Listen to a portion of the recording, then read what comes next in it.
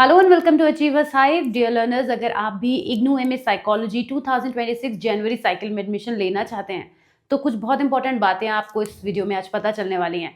वैसे भी मुझे मालूम है कि आप में से बहुत सारे स्टूडेंट्स ऐसे होंगे जो या तो जुलाई में एडमिशन नहीं ले पाए थे, कुछ ने अपना एडमिशन कैंसिल भी करा दिया था और वेट कर रहे थे कि देखते हैं कि जनवरी में एडमिशन होंगे भी या नहीं।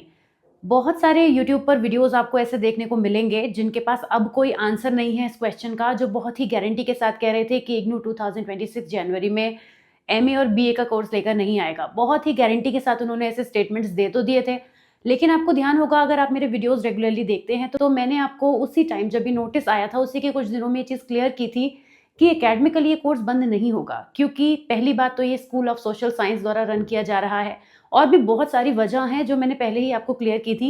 मैंने आपको बताया था कि इस साइकोलॉजी सब्जेक्ट को पढ़ने के बाद बहुत सारे लोग एजुकेशन की फील्ड में जाते हैं, पीएचडी करते हैं, नेट के एग्जाम को क्वालिफाई करते हैं, तो उन सब का मेंटल हेल्थ से कुछ लेना देना ही नहीं है। ऐसे स्टूडेंट्स को पढ़ने से नहीं रोका जा सकता, इसलिए इग्नू का कोर्स बिल्कुल बंद नहीं होगा।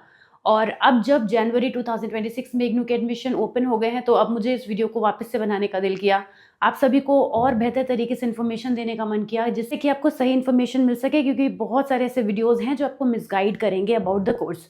अब कई सारे सेक्शंस में आज इस वीडियो में लेकर आई हूँ।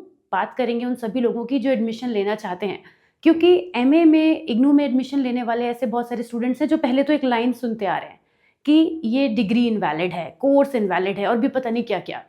ये कोर्स किसी भी तरीके से इनवैलिड नहीं है। इसके आगे, इस डिग्री के आगे इनवैलिड वर्ड लगाना ही इनवैलिड है, वो गलत है। उसका रीज़न ये है कि ये कोर्स अपनी जगह पे वैलिडिटी रखता है, लेकिन ये कोर्स अब आपको ये अलाउ नहीं करता कि आप इसके आगे मेंटल हेल्थ प्रोफेशनल की लाइन को चूज़ कर सकते हैं। उसके लिए सर्टेन क्राइटेरियाज बन गए हैं। अब आप समझिएगा, जब आप किसी सब्जेक्ट को थ्रू आउट नहीं पढ़ते हैं और डायरेक्ट पोस्ट ग्रेजुएशन में पढ़ते हैं तो आप वैसे भी एलिजिबल नहीं होते हैं कि आप उस फील्ड में काउंसलर या प्रोफेशनल साइकोलॉजिस्ट बन पाए। लेकिन एक वीडियो मैंने ऐसा भी पोस्ट किया था जिसमें मैंने आपको बताया था कि साइकोलॉजी पढ़ने के बाद आप केवल प्रोफेशनल साइकोलॉजिस्ट ही नहीं बनते हैं, जिसमें आप सर्टेन वेज में नॉन क्लिनिकल साइकोलॉजिस्ट भी बनते हैं। ऐसी बहुत सी जॉब प्रोफाइल हैं। अगर मैं बहुत बेसिक बात करूँ तो करियर काउंसलर की, उसमें आरसीआई के लाइसेंस की ज़रूरत ही नहीं होती है। तो ये कोर्स को इनवैलिड कह देना या ये कह देना कि इसको करके कोई फ्यूचर नहीं बनेगा या ये बेकार है, ऐसा नहीं है। इग्नू बेवजह इस कोर्स को रन नहीं कर रहा है। अभी भी नेट में जाने के लिए, पीएचडी में एडमिशन लेने के लिए कोर्स पूरी तरीके से वैलिड है। तो ये वाली बात तो खैर एकदम अपनी जगह स्टैंड करती है, मैं कई बार बता चुकी हूँ। बात करते हैं ऐसे स्टूडेंट्स की जिनके पास या तो ग्रेजुएशन में साइकोलॉजी सब्जेक्ट था और उससे पहले उन्होंने रेगुलरली इसको पढ़ा है।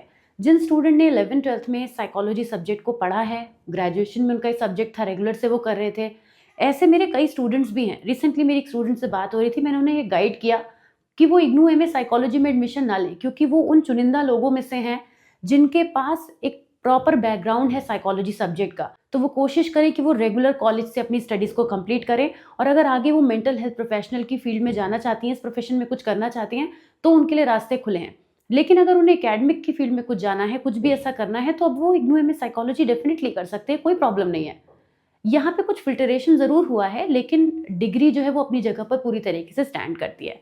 अब बात करते हैं उन स्टूडेंट्स की जिन्होंने कभी भी ग्रेजुएशन में या उससे पहले साइकोलॉजी सब्जेक्ट नहीं पढ़ा है।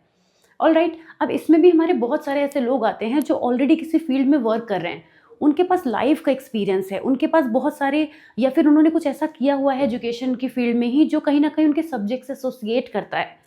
तो वो डेफिनेटली नॉन क्लिनिकल फील्ड में जाकर चीज़ें कर सकते हैं। अभी भी वो बिना आरसीआई के लाइसेंस से भी साइकोलॉजी की फील्ड में प्रोफेशनली कुछ ना कुछ कर सकते हैं। हाँ, वो एक प्रॉपर मेंटल हेल्थ प्रोफेशनल जो कि आरसीआई के लाइसेंस से चलते थे, वो नहीं कर पाएंगे। इग्नू में साइकोलॉजी करने के बाद बहुत सारे ऑर्गेनाइजेशंस ऐसे भी थे जो अलाउ पहले भी नहीं करते थे। ये जो रूल, ये नोटिस आपने देखा है, इससे पहले भी ऐसा होता था, मगर उस चीज़ की इतनी अवेयरनेस नहीं थी, लोगों को पता नहीं था। बहुत सारे स्टूडेंट्स मेरे पढ़ाए हुए हैं, मैं तो बहुत समय से इस फील्ड में हूँ। इग्नू के ऐसे बहुत सारे स्टूडेंट्स हैं जिन्होंने कोशिश की कहीं एडमिशन लेने की और उन्हें इस वजह से नहीं मिला।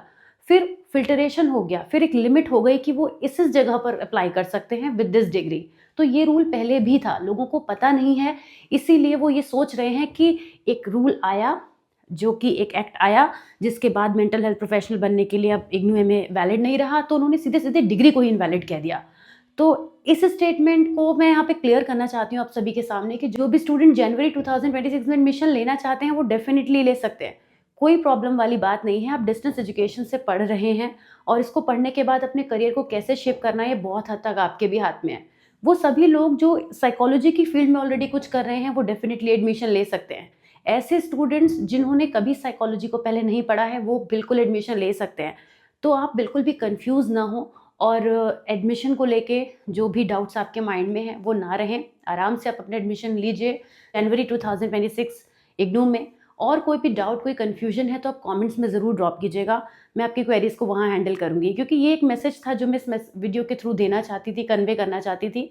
अभी भी बहुत सारी बातें और हैं मेरे दिल में जो मैं शायद शेयर कर सकती हूँ आप लोगों से, पर वीडियो को लंबा नहीं करती हूँ।